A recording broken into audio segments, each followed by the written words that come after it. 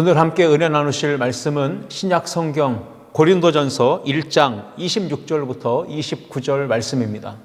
고린도전서 1장 26절부터 29절 말씀을 다 같이 함께 합독해서 읽겠습니다. 형제들아, 너희를 부르심을 보라. 육체를 따라 지혜로운 자가 많지 아니하며 능한 자가 많지 아니하며 문벌 좋은 자가 많지 아니하도다. 그러나 하나님께서 세상에 미련한 것들을 택하사 지혜 있는 자들을 부끄럽게 하려 하시고 세상에 약한 것들을 택하사 강한 것들을 부끄럽게 하려 하시며 하나님께서 세상에 천한 것들과 멸시받는 것들과 없는 것들을 택하사 있는 것들을 폐하려 하시나니 이는 아무 육체도 하나님 앞에서 자랑하지 못하게 하려 하심이라. 아멘. 오늘 우리가 읽은 이 본문의 말씀을 가지고 주 안에서 성장하는 교회, 이러한 제목으로 함께 은혜를 나누고자 합니다. 매년 12월 첫째 주일이 되면 우리 아름다운 교회가 이 땅에 세워진 창립 기념일을 우리가 지키고 있습니다. 다음 주일이죠. 다음 주 12월 첫째 주일은 우리 아름다운 교회 창립 22주년이 되는 아주 뜻깊은 주일입니다. 인류 역사나 또 세계 역사나 한 나라의 역사나 공동체나 사회나 가정이나 개인의 역사에는요, 다사다난하고 또 희로애락이 함께 다 어우러져 있는 순간들이 많습니다. 아름다운 교회의 역사를 돌아보며 우리 성도님들 개인 그리고 가정, 사업 모든 것들에는 22년의 세월 속에 크고 작은 어려움들, 고난들, 슬픔들, 아픔과 상처들, 그리고 반면 하나님의 은혜 안에서 누리게 되는 기쁨, 즐거움, 행복, 만족, 여러 가지 일들이 이렇게 복합적으로 교회의 역사 속에, 여러분의 삶의 역사 속에 함께 이 모든 일들이 있었다라는 것을 우리는 고백할 수 있습니다. 하나님의 은혜가 있었기에 모든 성도들이 함께 어려움을 이겨내 왔으며 아픔도 시련도 견뎌내며 극복해 왔습니다. 주님의 몸된 교회 공동체로 함께 모여 성장하며 또 성숙해 나가기 위해서 흔들림 없이 믿음의 걸음을 잘 지켜내준 우리 성도들의 눈물과 기도와 땀과 사랑의 수고와 헌신이 있었기 때문에 오늘의 아름다운 교회가 이제 다음 주 창립 22주년이라는 뜻깊은 주일을 맞이하게 되는 줄 믿습니다. 아름다운 교회에 지나온 역사 가운데 믿음으로 함께 동역하고 함께 걸으며 또 함께 헌신하고 수고하며 충성 봉사한 우리 모든 성도님들에게 반드시 주님 다시 오시는 마지막 그날에 우리가 주님 앞에 섰을 때에 잘하였도다 착하고 충성된 종이라 인정해 주시고 칭찬해 주시며 준비하신 상급과 면류관을 우리에게 허락하여 주실 줄 믿습니다. 더불어서 여러분이 살아가는 이 땅에서의 삶 속에 세상 사람들이 전혀 이해할 수도 없고 알 수도 없는 신비로운 우리 하나님 아버지의 위로해 주심, 따뜻한 주님의 사랑, 주님이 주시는 참된 기쁨과 평강, 넘쳐흐르는 주님의 은혜와 사랑이 여러분의 삶의 당대에도 누려질 뿐 아니라 여러분의 후대 자자손손에 이르기까지 복된 열매, 사랑의 열매가 주렁주렁 풍성하게 맺혀지게 될 줄 믿습니다. 교회의 다양한 지체들이 주님의 몸된 교회의 한 지체로 연합되어서 예배하는 공동체로 세워져 가고 있다는 이 모습 속에 우리는 감사의 제목을 찾습니다. 더불어서 많은 성도들이 함께 말씀 가운데, 예배 가운데, 기도 가운데 은혜를 체험하며 말씀으로 또한 양육을 받으며 훈련되어지면서 주님의 군사로, 주님의 제자로 세워져 가고 있다는 지금 이 모습 속에 우리는 또한 감사의 제목을 찾습니다.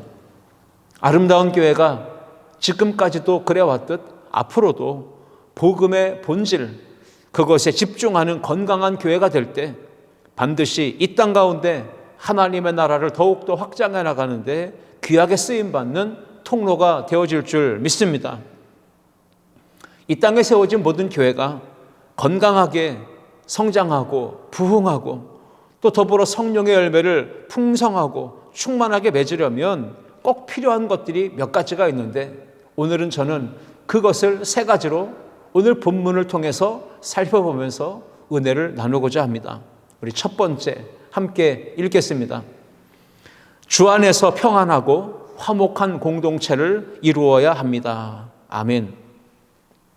사도 바울은 추후 50년경 복음전도 여행을 2차로 떠날 때 약 18개월 동안 고린도 지역에 머물렀습니다. 그곳에서 동역자인 브리스길라와 아굴라를 통해서 함께 사역하면서 선교하면서 그곳에 교회가 세워졌는데, 그 교회가 바로 고린도 교회였습니다. 고린도 교회는 많은 교회들, 이 시대와 또 다음 세대에 세워지는 모든 교회들이 거울로 자기 자신을 돌아보듯 그렇게 바라볼 수 있는 교회의 모습이라고 보여집니다.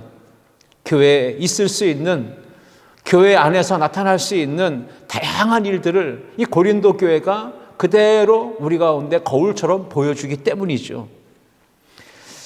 고린도 교회에 나타난 여러 가지 문제들은 이 시대의 교회들 속에도 고스란히 그 모습이 나타나고 있습니다. 고린도 교회에는 어떠한 문제들이 있었을까요? 그 고린도 교회의 부끄러운 모습들이 민낯이 낱낱이 노출되어 드러나는데, 교회라고 부르기 참 민망할 정도로 그러한 안타까운 모습들이 고린도 교회 안에서 나타났습니다.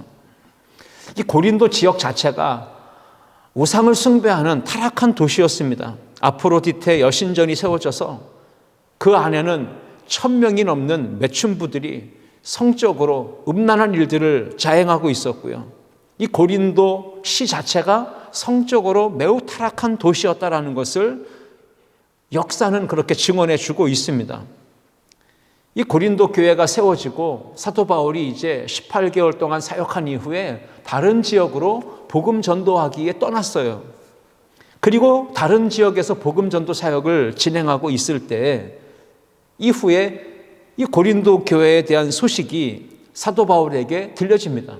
그런데 그 소식이 여러 가지로 교회에 잡음이 있다는 것이에요. 문제가 생겼다는 것입니다. 당파가 나뉘어지고, 그래서 각각의 성도들이 당파 싸움으로 분열하고 있으며, 음행의 문제나 음식의 문제나 예배에 대한 문제, 부활에 관계된 문제, 은사에 관계된 문제, 결혼이나 이혼에 관계된 문제, 여러 가지 문제들이 교회 안에서 시끄럽게 복합적으로 작용하면서 나타났던 것입니다.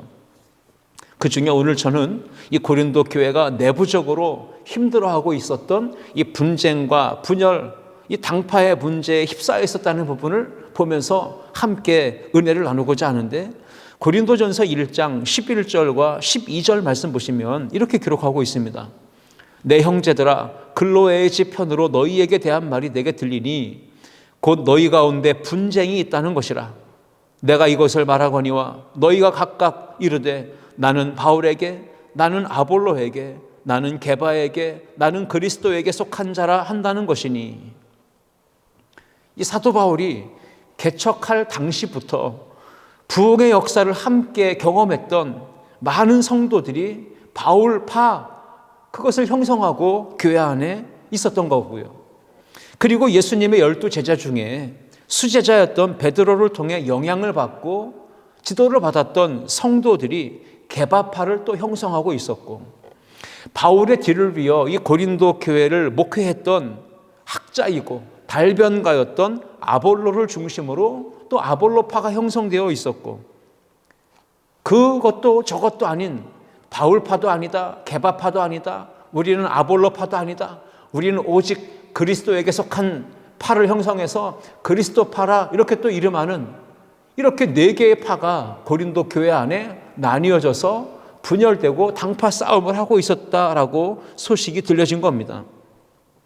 사도 바울이 이러한 소식을 전해 듣고 기도하는 가운데 성령의 감동하심 받아서 기록한 이 첫 번째 서신이 고린도 전서의 내용입니다.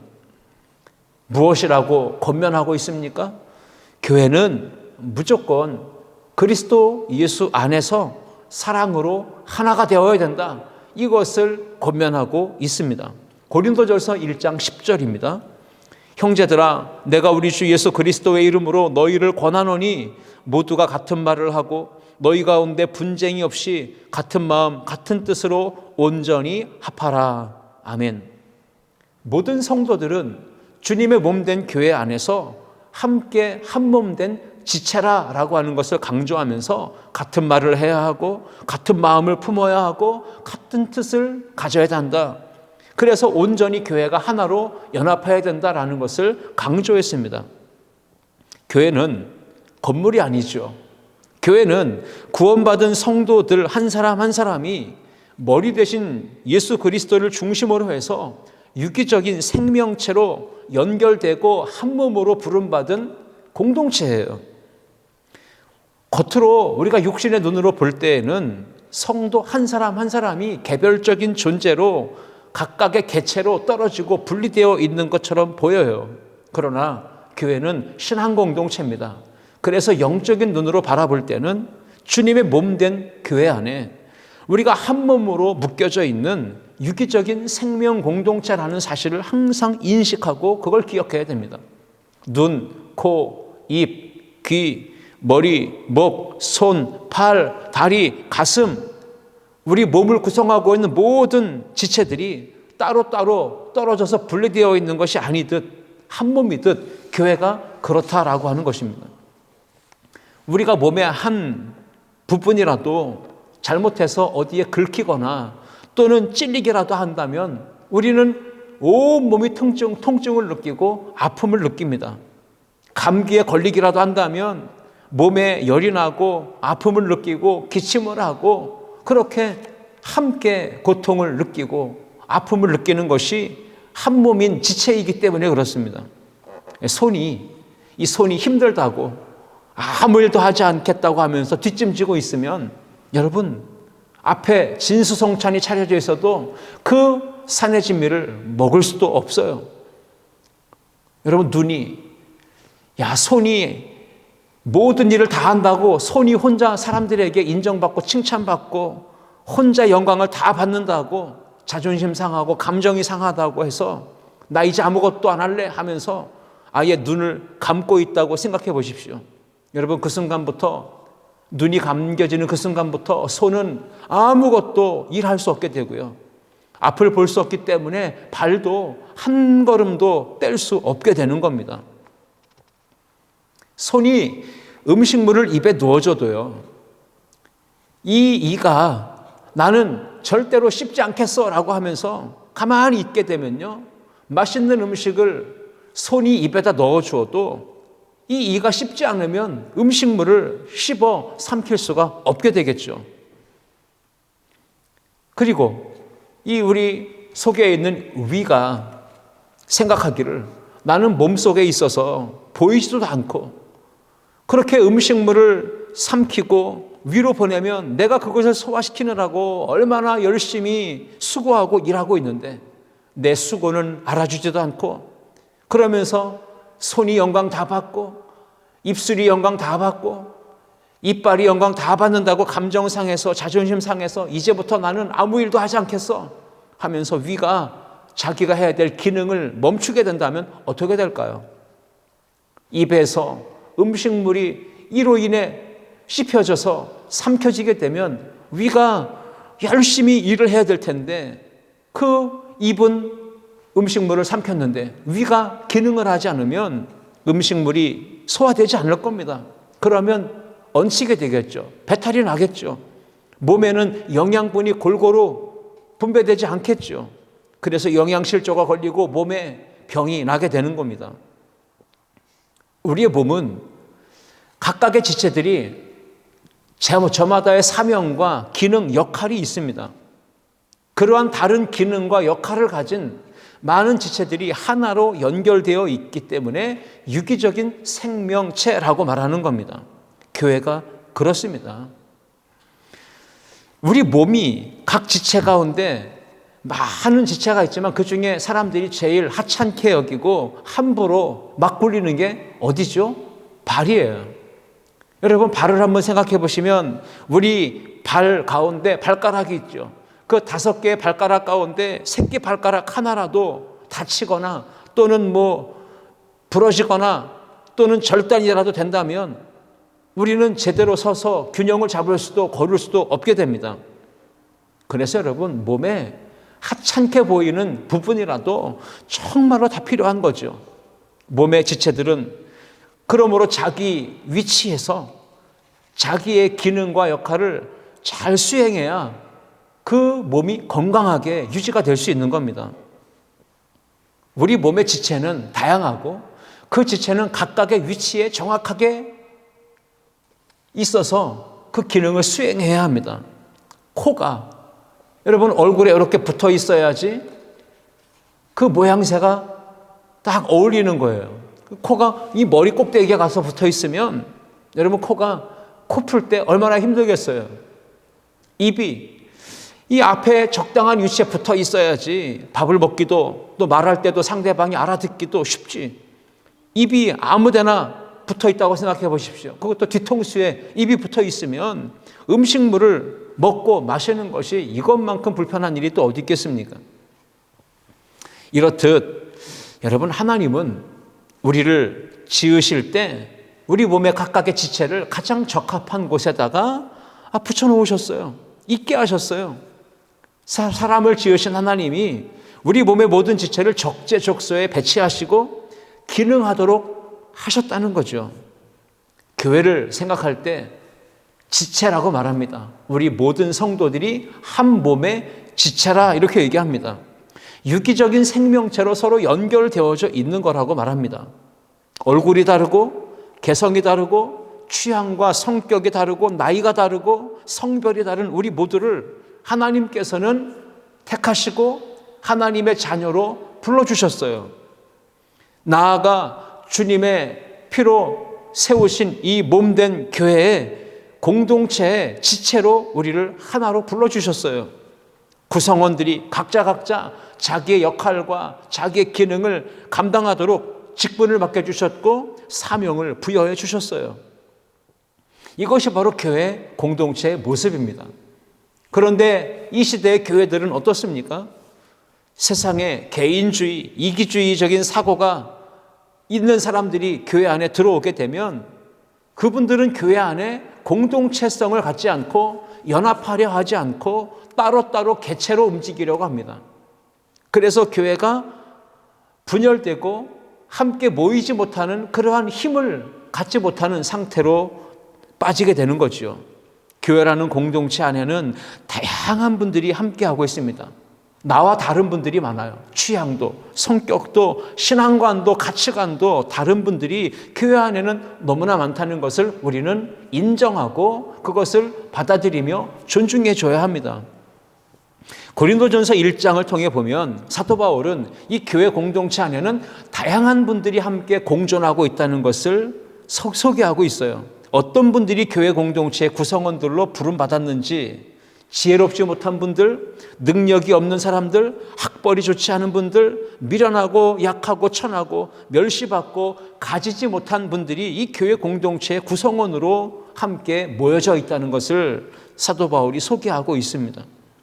예수님의 제자들 12명인데 그 12명도 다 제각기 다른 사람들이죠.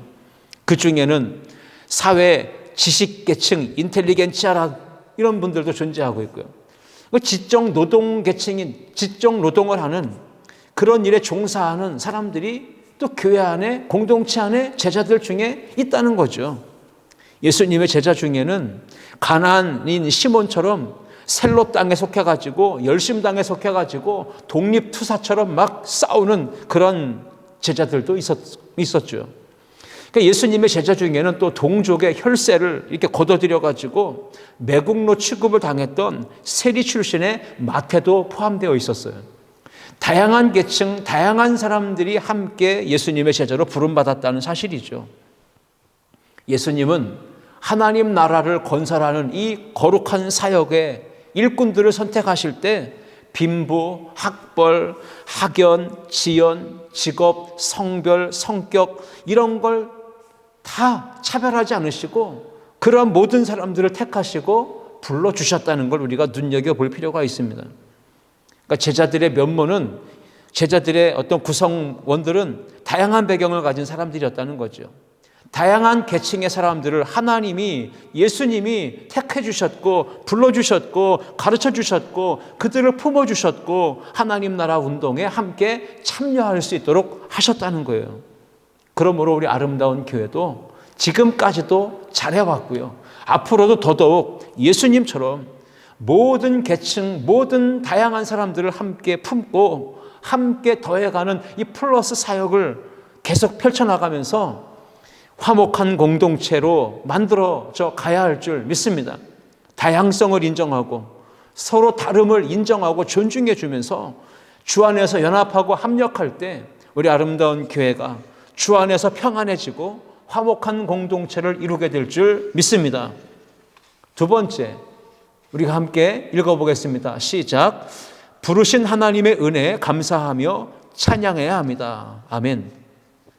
하나님께서 우리를 택하시고 불러주신 줄 믿습니다. 고린도전서 1장 26절 말씀입니다. 형제들아 너희를 부르심을 보라. 육체를 따라 지혜로운 자가 많지 아니하며 능한 자가 많지 아니하며 문벌 좋은 자가 많지 아니하도다. 아멘. 여러분 부르심을 보라라고 말합니다. 이 부르심을 뜻하는 헬라어 클레시는 하나님의 주권적인 부르심이라는 뜻이에요.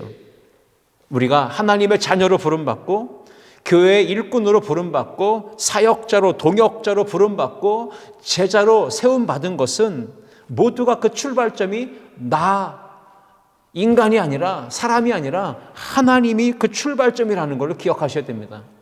하나님의 택하시고 부르심이 우리를 여기에 교회 공동체로 서게 해주신 겁니다. 우리가 교회로 부름받은 것, 교회 안에서 직분자로 봉사자로 세워진 것, 그 출발점이 바로 하나님의 택하심과 부르심인 줄 믿습니다. 하나님께서 우리를 아름다운 교회라는 공동체의 지체가 되도록 택해 주셨고 불러주셨고요. 여러분이 이것을 믿음으로 신앙생활 하시기를 주의 이름으로 축복합니다. 택하시고 부름받아서 하나님의 은혜를 입은 성도는 반드시 하나님의 은혜에 감사하고 찬양하는 삶을 사셔야 합니다. 하나님의 은혜에 초점을 맞추고 그 은혜에 감격하고 감사하며 찬양하는 마음을 가지고 사는 성도들이 될 때 그 교회를 통해 하나님의 영광이 나타나게 될 줄 믿습니다. 우리가 조금 전에 살펴보셨듯이 고린도전서 1장에서 사도 바울이 이 고린도 교회를 구성하고 있는 성도들의 그 구성원들의 면모를 소개할 때 뭐라고 했습니까? 인간적인 관점이나 세상적인 기준이나 가치관으로 볼 때는요, 대단한 사람 없습니다. 잘난 사람 없습니다. 훌륭한 사람 없어요. 고린도전서 1장 26절을 다시 보시면 육체를 따라 지혜로운 자가 많지 아니하고 능한 자가 많지 아니하고 문벌 좋은 자가 많지 않다라고 이야기합니다. 여기에 육체를 따라라고 하는 표현은요, 세상 사람들이 보는 관점과 기준으로 볼 때 자랑하고 내세울 만한 것이 하나도 없는 사람들이었다라는 거예요. 지혜로운 자, 이 헬라어 소포이라고 하는 말은 고등교육을 받아서 지식이 풍부하고 지능지수가 높은 탁월한 사람들을 뜻하는 거예요. 그리고 능한 자, 이 헬라어 디나토이는 높은 권세를 가지고 이 사회를 이끌어가는 정치가 사회적으로 영향력 있는 사람들을 뜻하는 거죠. 문벌 좋은 자는 헬라어 유게네이스라고 하는데 사회적으로 상류 계층에 속한 사람들, 즉 귀족 계층을 의미하는 겁니다. 이 고린도 교회 안에는 그런 사람들이 많지 않았다는 거예요. 여러분, 우리가 나를 불러주신 하나님이 나의 잘난 부분을 보고 불러주신 것이 아니라 내가 이렇게 모자라고 연약하고 허물 많은 존재임에도 나를 불러주시고 택해 주셨다고 한다면 우리는 그 은혜를 생각하며 하나님께 감사하며 찬양해야 할 줄 믿습니다. 여러분, 택하심과 부르심의 은혜를 입은 성도는 나를 왜 택하셨고 불러주셨는지 그 목적을 생각해 봐야 합니다. 왜 하나님은 나를 부르셨는가, 택하셨는가? 그 목적이 하나님의 영광을 위해서라고 하는 걸 여러분 반드시 기억하시길 바랍니다.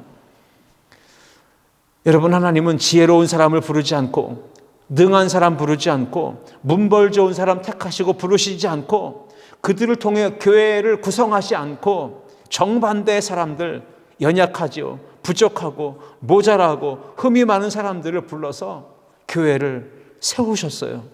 왜? 하나님은 세상에서 인정받지도 못하는 사람들, 주목받지도 못하는 힘이 없는 연약한 사람들을 택하시고 불러주셨나요? 그것은 그들을 통해서 하나님이 영광을 받으시기 위해서입니다. 구약 성경의 사사기를 보시면 하나님은 가장 약하고 미미한 가문의 막내 아들 기드온을 택하셔서 그리고 불러주셔서 그를 통해 하나님이 큰 역사를 이루신 그런 사건을 소개하죠. 기드온을 부르신 다음에 하나님이 말씀하시기를 큰 용사여라고 부르셨어요.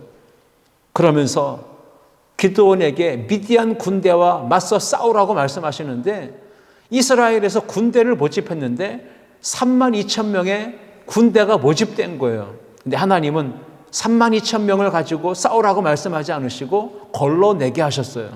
1차, 2차 두 번의 테스트를 통해서 하나님은 다 돌려보내시고 300명의 소수 용사만 남겨놓으셨습니다. 그 300명을 가지고 15만 명이 넘는 미디안 적군을 향해 나아가 싸우게 하셨어요. 그리고 큰 승리를 거두게 하셨거든요. 우리는 질문을 해봅니다. 왜 하나님은 32,000명을 가지고 15만 명과 싸우게 하지 않으시고 굳이 다 돌려보내시고 300명의 소수 군대들을 이끌고 나가서 싸우게 하셨고 그렇게 이기게 하셨느냐? 이 질문이 나오는 거죠. 하나님은 왜 300대 15만이라는 말도 안 되는 전쟁 상황을 조성하셨을까요? 그것은 사람이 많고 숫자가 많으면, 그래서 전쟁에서 이겼다면 아이고 우리가 숫자가 많아서 이겼어, 우리가 사람이 많아서 이긴 거지, 이렇게 생각하기 때문이죠. 그래서 하나님이 약하고 부족하고 미미한 사람들을 택하셔서 불러주셔서 하나님의 역사에 사용해 주셨던 거죠. 하나님의 영광을 드러내기 위해 하나님이 이렇게 역사하셔서 우리가 승리할 수 있었다라고 하는 이런 믿음의 고백을 하게 하시려고 하나님은 기드온에게 300명의 군대를 허락하신 거예요. 이 시대의 교회 공동체 안에 하나님은 저와 여러분들처럼 힘이 없고 연약하고 부족하고 허물 많은 우리를 통해서 하나님이 영광 받으시기 위해 우리를 이렇게 교회 공동체로 불러주시고 사용하여 주시고 우리를 통해 역사하시는 줄 믿습니다. 여러분, 우리는 하나님의 택하심과 부르심을 통해서 교회 공동체의 지체가 되었습니다. 그러기에 우리는 오직 하나님의 은혜를 찬양하며 감사하고 그 하나님을 높이며 하나님을 자랑하는 이 복된 삶을 살아야 할 줄 믿습니다. 고린도전서 1장 29절을 보시면 이는 아무 육체도 하나님 앞에서 자랑하지 못하게 하려 하심이라 말씀했고, 고린도전서 1장 31절을 보시면 기록된 바 자랑하는 자는 주 안에서 자랑하라 함과 같게 하려 함이라 말씀했습니다. 이 자랑하라라고 하는 뜻을 가진 헬라어 카우카스도는 계속해서 자랑하라는 의미가 있습니다. 무슨 뜻이죠? 하나님의 택하심과 이 부르심의 은혜를 입어 성도가 되고 교회 공동체의 지체가 된 우리 모두는 계속해서 입술을 열어서 하나님의 일하심을 찬양하고 자랑하고 선포하며 하나님을 높이고 자랑해야 한다라는 거예요. 여러분, 우리가 하나님의 택하심과 부름받은 성도가 되었기에 입만 열면 감사, 입만 열면 찬송, 입만 열면 하나님을 높이고 자랑하는 우리 아름다운 교회 성도들이 되시기를 주님의 이름으로 축복합니다. 신명기 7장 7절 말씀에도 여호와께서 너희를 기뻐하시고 너희를 택하심은 너희가 다른 민족보다 수요가 많은 영광가 아니라 너희는 모든 민족 중에 가장 적으니라 라고 했습니다. 미약하지만, 가장 적지만 하나님께서 우리에게 은혜를 베푸시고 우리에게 힘을 공급해 주셨기 때문에 우리가 지금까지도 이 귀하고 복된 하나님 나라 건설하는 이 사역에 쓰임받을 수 있었던 겁니다. 아름다운 교회 공동체로 부름받은 저와 여러분들이 오늘까지 교회의 일꾼 되고 직분자 되고 충성하며 사명 감당할 수 있었던 이유는 하나님의 은혜인 줄 믿습니다. 하나님의 사랑과 은혜와 성령의 능력을 힘입어서 아름다운 교회가 지금까지 22년의 이 놀라운 역사를 진행해 온 줄 믿고 그 하나님의 은혜를 찬양하고 자랑하는 우리 모두가 되시기를 주의 이름으로 축원합니다. 여기까지 도와주시는 에베네셀의 하나님, 이제 앞으로도 동행하시며 또 함께 하시며 역사하시며 도와주시며 인도해 주실 줄 믿습니다. 여러분, 그렇다고 해서 교회가 하나님이 함께 하시니까 아무런 문제가 앞으로 없을 거야, 우리는 그렇게 생각하지 않습니다. 지금까지도 많은 우여곡절이 있었고 어려움들, 위기의 순간들이 있었지만, 그러나 지금까지도 에베네셀의 하나님이 감당할 힘을 주시고 임마누엘로 역사하시며 늘 동행하셨던 그 하나님께서 앞으로도 아름다운 교회의 모든 사역과 이 일들 속에 계속해서 우리 모든 성도들에게 감당할 수 있는 힘과 지혜를 허락하여 주실 줄 믿습니다. 그러므로 우리는 하나님의 은혜를 정말로 감사하면서 찬양하는 그러한 교회가 되어져 갈 수 있도록 함께 힘을 모아 주시기를 주님의 이름으로 축복합니다. 마지막 세 번째 함께 보시겠습니다. 읽겠습니다. 영적으로 성장하면서 맡기신 사명을 감당해야 합니다. 아멘. 예수님을 구주로 믿을 때 우리는 거듭나죠. 영적으로 새 생명을 얻게 됩니다. 거듭나서 새 생명을 얻은 우리는 하나님의 자녀가 되고 천국 백성이 되며 이 땅에서 성도의 삶을 살아갑니다. 여러분, 그런데 단순한 논리로 영적으로 거듭 태어난 이 성도가 성장하지 못하고 갓난아기의 미숙한 상태에 머물러 있다면 우리를 불러주신 그 하나님 아버지의 마음이 얼마나 상심하시고 또 아프실까요? 태어난 아기가 몸이 자라가면서 그리고 정신적으로 성장하면서 감정도 성숙해지면서 건강하게 성장할 때 부모에게 기쁨이 되잖아요. 우리도 신앙생활 처음 출발할 때 그 모습 그대로가 아니라 연약한 모습으로 출발했을지라도 이제 미숙함에서 성장해 나가며 성숙해져야 된다는 거예요. 그리스도 예수 안에서 건강하게 성장하고 성숙해지는 저와 여러분들 모두가 되시기를 주님의 이름으로 축복합니다. 에베소서 4장 13절을 보면 우리에게, 성도들에게 어디까지 성장하고 성숙해져야 되는지를 가르쳐주고 있습니다. 우리가 다 하나님의 아들을 믿는 것과 아는 일에 하나가 되어 온전한 사람을 이루어 그리스도의 장성한 분량이 충만한 데까지 이르리니 라고 말합니다. 하나가 되어야 됩니다. 믿는 것과 아는 것에 하나가 되어야 돼요. 그리고 온전한 사람을 이루어 가야 됩니다. 어디까지? 그리스도의 장성한 분량이 충만한 데까지 우리는 성장하고 성숙해져야 합니다. 건강하게 정상적으로 성장하고 성숙해져야 그리스도인답게 세상을 살아갈 수 있는 거예요. 성도와 또 교회로 택함받고 부름받은 우리 모든 성도님들은 영적으로 건강하게 성장하고 성숙해지면서 맡겨준 주님의 사명 온전하게 감당해 나가야 합니다. 그런데 여러분, 중요한 거 한 가지 기억하고 가십시오. 거듭난 그리스도인은 주님의 몸된 교회 안에서 건강하게 성장할 수 있다는 사실입니다. 여러분, 질문해 볼까요? 여러분 중에 혹시 나는 교회 안에서가 아니라 교회 밖에서도 믿음이 얼마든지 건강하게 성장할 수 있다, 이렇게 생각하시는 분이 계십니까? 신앙생활은 교회 밖에서도 얼마든지 할 수 있다라고 이렇게 말할 수 있는 분이 계십니까? 성경은 그렇게 가르치지 않습니다. 하나님은 우리 모든 성도들이 예수님의 피값으로 세우신 이 교회 공동체 안에서 함께 성장하며 함께 성숙해져 가도록 그것을 정해 놓으신 거예요. 그것이 바로 교회가 중요한 이유고 이 땅에 교회가 필요한 이유예요. 우리가 그래서 교회 생활에 더욱더 힘써야 되는 이유가 바로 거기에 있는 겁니다. 그런데 현대 사회, 지금 이 시대의 교회의 많은 성도들이 교회라고 하는 공동체 중요하게 여기지 않습니다. 이 교회 공동체 안에 깊숙이 들어오려 하지 않아요. 오히려 가난한 성도가 돼서 개인적으로 집에서 홀로 신앙생활 하겠다 이렇게 마음을 먹고 있는 분들이 의외로 많이 있는 것 같습니다. 코로나19로 인해서 많은 분들이 신앙생활이 약해졌어요.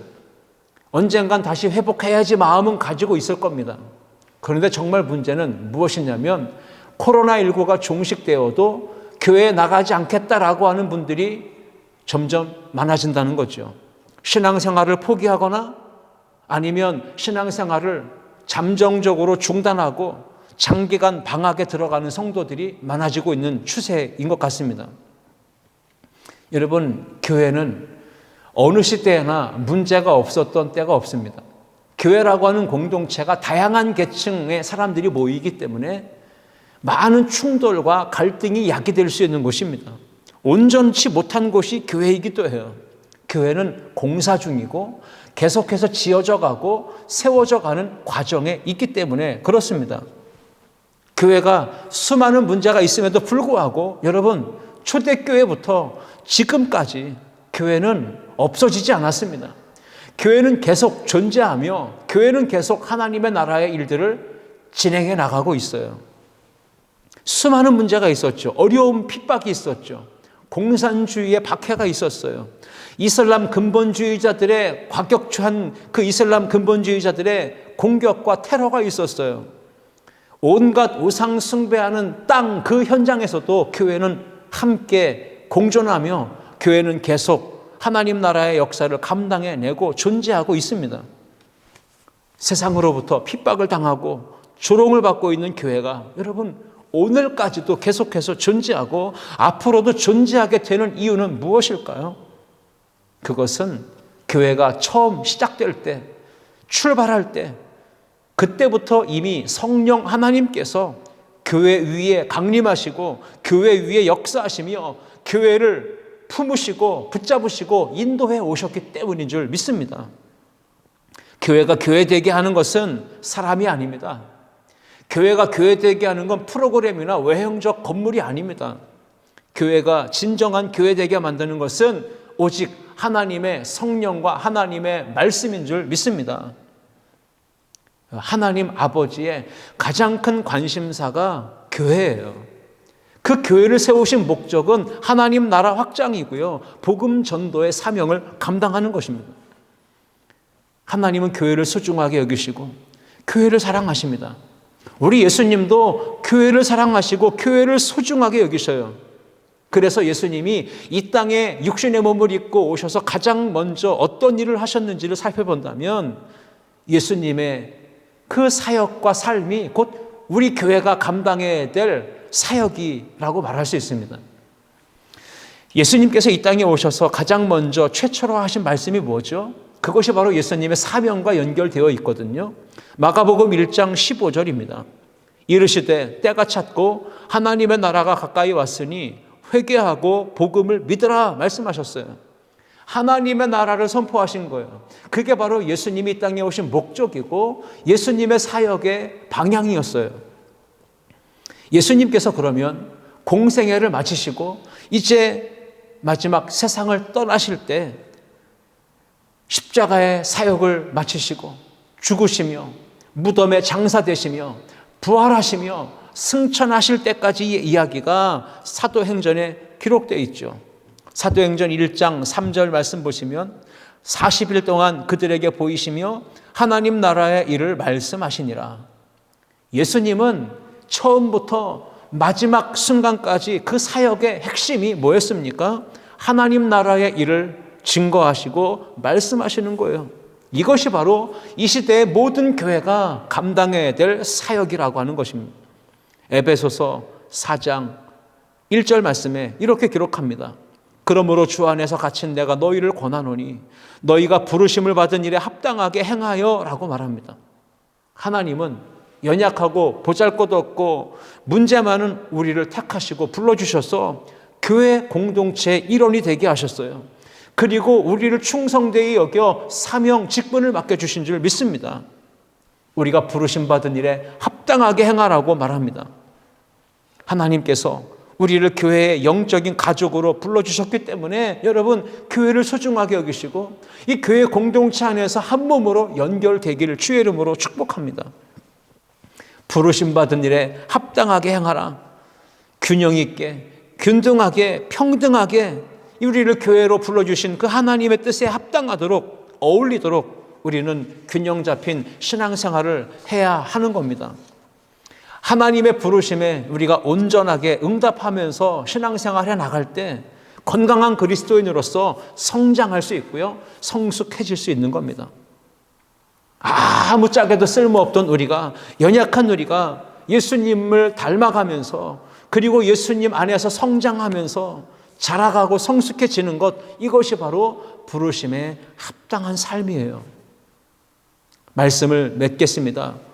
코로나19 사태로 인해 2020년도에 많은 교회들이 문제 가운데 직면했습니다. 어려움을 호소합니다. 모이지 못하는 것, 비대면으로 예배해야 되는 것, 여러분, 이런 것들이 문제로 나타나고 있어요. 그런데 저는 정말 코로나19 사태로 인해서 교회가 직면하고 있는 진짜 위기의 문제는 무엇인가 하면 하나님께서 우리를 주님의 몸된 교회 공동체의 일원으로, 지체로 택하시고 불러주셨다는 사실을 잊고 사는 거예요. 그것을 소중하게 생각하지 못하고 한몸 공동체에서 멀어지는 것, 이것이 바로 코로나 시대의 위기라고 봅니다. 이 땅에 세워진 모든 교회가 부흥하면서 성령의 열매를 충만하게 맺기 위해서 우리는 오늘 세 가지를 살펴보았습니다.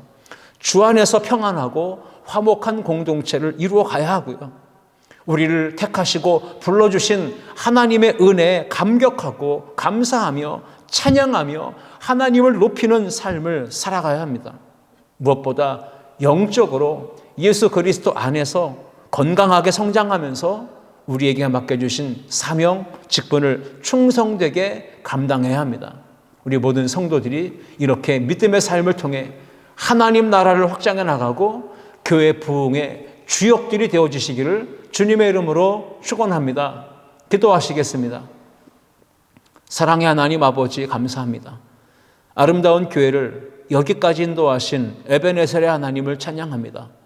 우리의 연약함 중에도, 우리의 허물과 부족함 중에도 하나님은 그럼에도 긍휼을 베푸시고 은혜와 사랑을 베푸셔서 택하여 주셔 불러주셔서 우리를 교회 공동체의 한 몸이 되게 하셨으니 오늘 교회가 더욱더 부흥하는 일에, 성령의 충만한 열매를 맺는 일에 우리가 쓰임받도록 항상 화목한 공동체를 만들어가도록 노력하게 하시고 부르신 하나님의 은혜에 감사하며 찬양하는 삶을 살게 하시고 그리스도 안에서 영적으로 성장하면서 맡기신 사명 더욱 잘 감당하는 우리 모든 성도들 되게 하여 주옵소서. 모든 영광을 우리 주님께 올려드리며 살아계신 예수님의 이름으로 기도하옵나이다. 아멘.